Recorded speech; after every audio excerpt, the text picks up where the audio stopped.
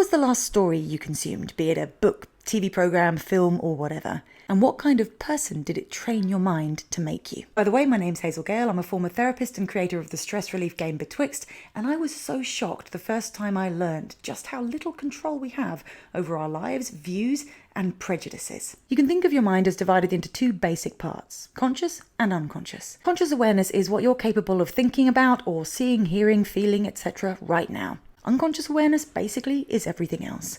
The constant awareness of everything inside and around your body at all times, of your memories, values, capabilities, beliefs, etc.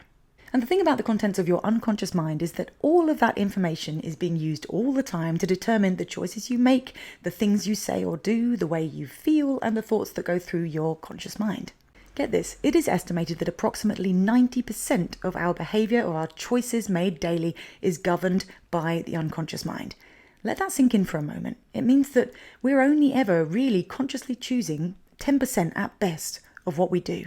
So the unconscious mind is the boss, and it uses all of our beliefs, values, views, and the voices of people in our past to determine the way we see the world, the way we behave, and the way we feel. This is why our conditioning is so powerful. We grow up in societies with biases and prejudices that get programmed into our minds without us ever choosing them. Consciously, I am a non-racist, non-discriminatory feminist. My unconscious mind, however, thanks to the TV, film, and literature that I've consumed over the 43 years I've been on this planet, is a bigoted, racist, misogynist. Unless you were raised by wolves in some remote part of the Arctic, then yours is too. And this might sound bleak, but it's so important. First, we need to be aware of the sway our conditioning has if we're ever going to change the way this world mistreats so many groups of people. Just assuming that we're not a part of the problem because we're on the right side consciously is not going to cut it. We have to take responsibility. And on a more personal level, we also need to be aware of how our previous experiences will inform the choices we make and the conclusions we come to at any one time. See, we can overcome things like phobias, limiting beliefs, and unhelpful habits because there is a point of interconnection between conscious and unconscious that means we can train ourselves to think and react differently. To recondition our unconscious minds by programming in the information that we'd like to be used in the background as we go about our days. How?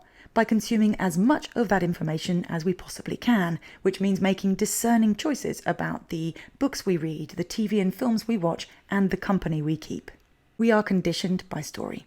So whether we're watching them on TV, reading them in books, or just hearing them from somebody in our lives, the narratives we consume can and will inform the people we become. I've been thinking about this a lot recently, and as a result, I've paid close attention to these stories that I find to be kind and morally aligned with who I want to be. Here are some examples of those stories. Let me know what this means to you. I'd love to hear your list in the comments.